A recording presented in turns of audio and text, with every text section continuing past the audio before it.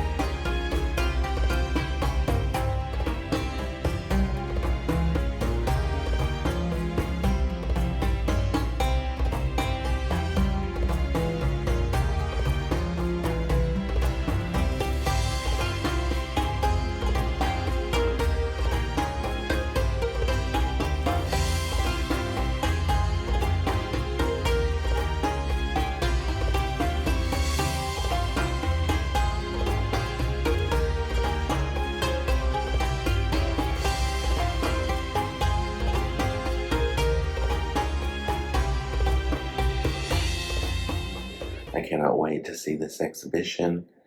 I'll give you a rating afterwards, but let's see. It's probably going to be a 10 out of 10.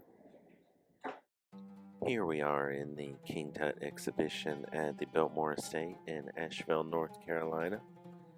This is the fall of 2025.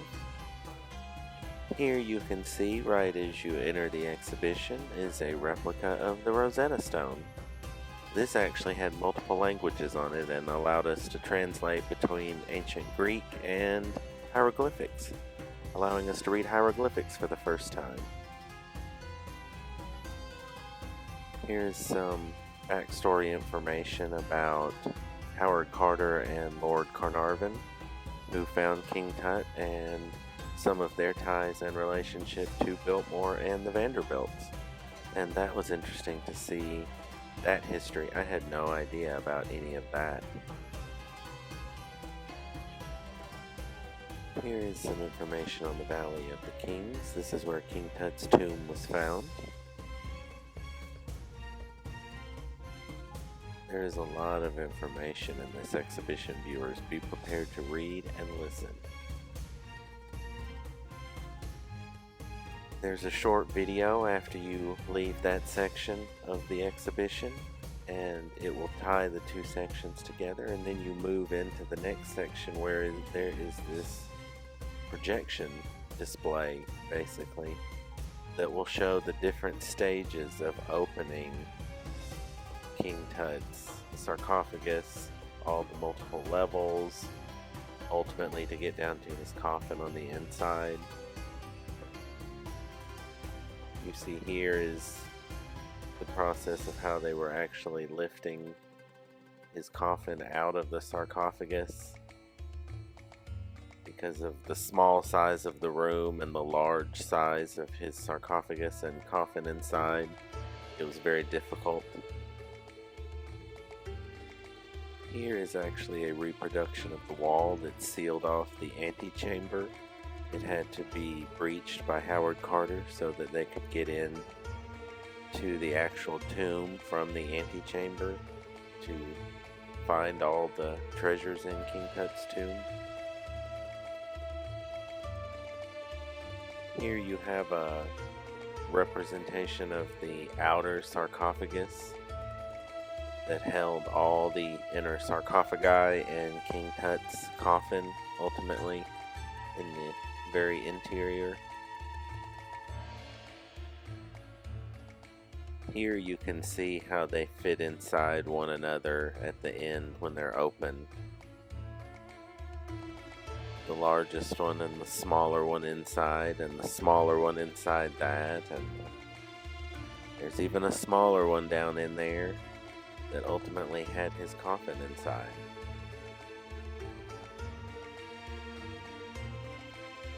Here you get to see a small replica model of each of the sarcophagi that held King Tut.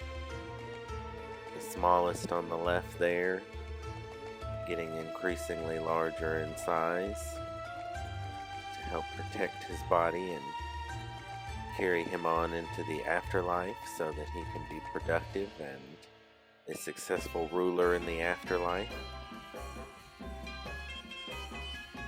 Here you have the sarcophagi with King Tut's coffin resting on top, just to see the scale from the largest sarcophagi down there at the end all the way to his coffin resting on top of the smallest. Here you have a collection of King Tut's coffins. The largest gold one you see in the back there is actually the outer one. And then you have the inner coffin that was covered in all the lapis and gold. Then inside that was another final coffin that actually held King Tut's body. Here is how his body was in the coffin. He had his headpiece on. He had jewelry and other things adorning him. And then his mummy was ultimately inside that coffin. This is a replica of King Tut's headpiece that he was wearing inside the coffin. This is a very famous piece that many of you have probably seen. It can be seen in the Cairo Museum in Egypt. These replicas are extremely beautiful. I mean, you cannot tell that these are not these original pieces. Here you actually have, believe it or not, underneath that headpiece, he was actually wearing this crown. He was actually wearing many, many pieces of jewelry. This is actually a representation of the canoptic jars they found in King Tut's tomb. These jars here with the heads on them were actually jars that held King Tut's brain, heart, lungs, and liver. A top would go on this white box here, and then it would go inside this gold box. And that's how King Tut's organs were stored inside his tomb. As you approach the exit, they have a replica of King Tut's chariot that was found inside the tomb with him. And finally, taking pride of place at the exit of this wonderful exhibition is a replica of King Tut's throne, even with the little footstool that he would rest his feet on while he was Pharaoh of Egypt. Overall, viewers, I would highly recommend visiting this exhibition while it is at the Biltmore House in Asheville, North Carolina. It was absolutely phenomenal. I have seen some of these pieces in Egypt, and you cannot tell that these are not these original pieces. It is absolutely phenomenal. 100 out of 10.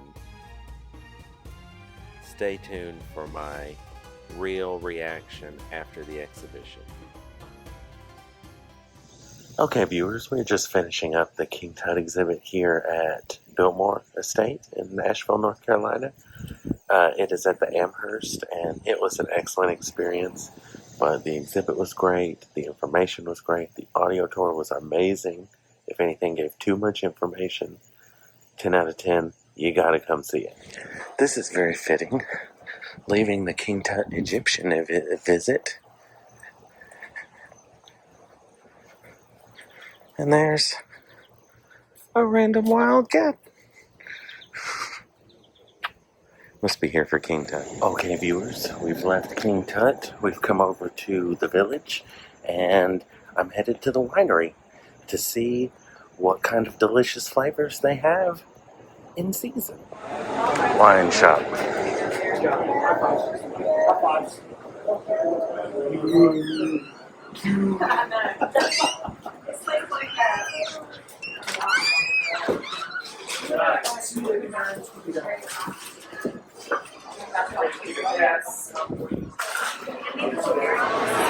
Okay, viewers, the wine tasting line is super long, and since I don't like wine, I think I'm gonna skip it because I don't want to wait in a real long line for something I don't even really care about.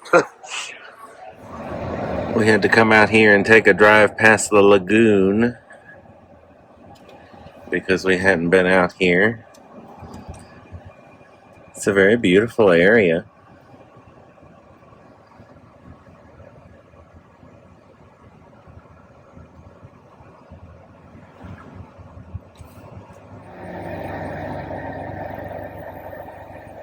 Just some Biltmore Estate horses. Hey, look, it's Well, viewers, we are leaving Biltmore. That is the gatehouse where you enter through. He said when the floods came through, that arch was completely underwater. Just so you know, that's how much water was in here. That is absolutely mind-blowing to me. He said the gatehouse gift shop just reopened. Take a slight right because turn, it was completely then take the first left submerged. onto McDowell Street. But anyways, we are going to get Starbucks and head back to the hotel to recoup and regroup. Stay tuned. Here we are at the Starbucks on Patton Avenue. Maybe like 4 or 5 minutes from the hotel. It's very close. But anyways, there is a Starbucks drive-thru close to the Crown Plaza Resort in Asheville. What is up, viewers? We have hung out in the room a little, freshened up after our day, rested somewhat. Went outside, hung out on the patio, enjoyed this beautiful weather. It's been like 75 degrees, like all day. Beautiful, perfect weather, nice and cool. Somebody was out playing with their dogs, so we got to see some dogs out here. Like, it was very nice. And now we are headed out. We're headed out to find some dinner. We're going to look for some barbecue. We'll see where we end up. Here we are at Luella's Barbecue. Hopefully it's good.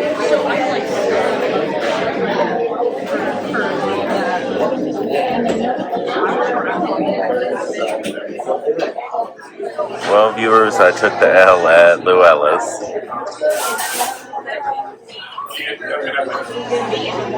So I got the chopped pork, the pulled chicken, the mac and cheese, the spicy slaw. I don't know what that is. Maybe some corn fritters or something. Hush puppies. I got the mustard and the spicy sauce. And there is a chopped pork sandwich with fries, fried okra, and slaw. And we got a dozen deviled eggs. Let's see about these deviled eggs. Are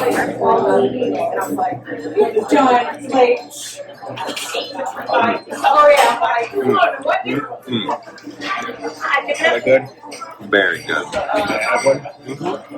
Nope. I'm gonna eat all them deviled eggs. Okay. Thanks, you too. So that was Luella's. Okay, viewers, so I am sitting in the car outside Luella's Barbecue in Asheville, North Carolina. This is the one on Merriman Avenue.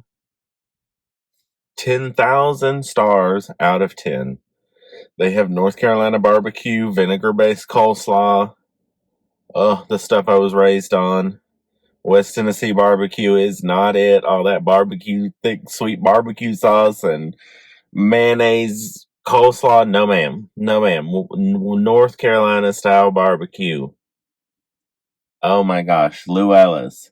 I got we got the deviled eggs. Amazing. I ended up probably eating more than my half.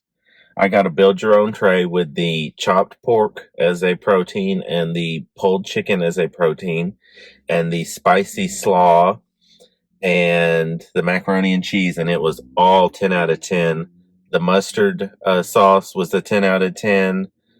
It was all phenomenal. The spicy vinegar barbecue sauce, oh, you've got to try it. Come to Luella's in Asheville. Okay, viewers, update. It is 10 p.m. and we are headed out in search of Sodi. So stay tuned.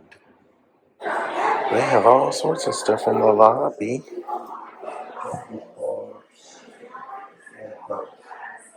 Huh.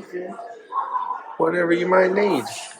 Okay, viewers, so we went to the lobby to get a soda, and I showed you the little snack area, and they had a Coke, and it's like $3.75 for a soda. And so he goes and he puts the soda up there, and the owner is like on the phone with somebody, and the other woman is just like standing there watching him talk on the phone. And she was like, honestly, you're just good to go. Like, he's on the phone. So, like, we just grabbed the soda and ran because she just gave the soda for free. So that was like a free $4. So now we're going to venture out and find some ice.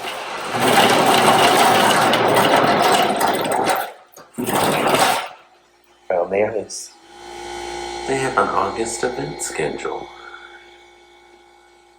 Full schedule.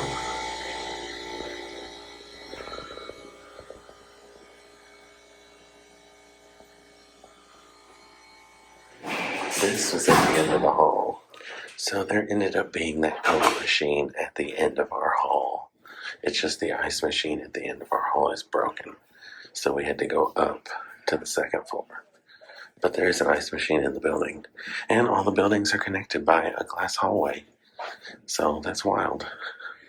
What's up, viewers? It is 11:05 p.m. on Saturday night. This was our Biltmore day. We have walked everywhere, seen all the things, done all the things, eaten all the food, bought all the things. We're tired. So we are turning in. You're definitely going to want to stay tuned. We have some good eats coming up tomorrow. We are going back to Biltmore. We're going to see the gardens, the conservatory.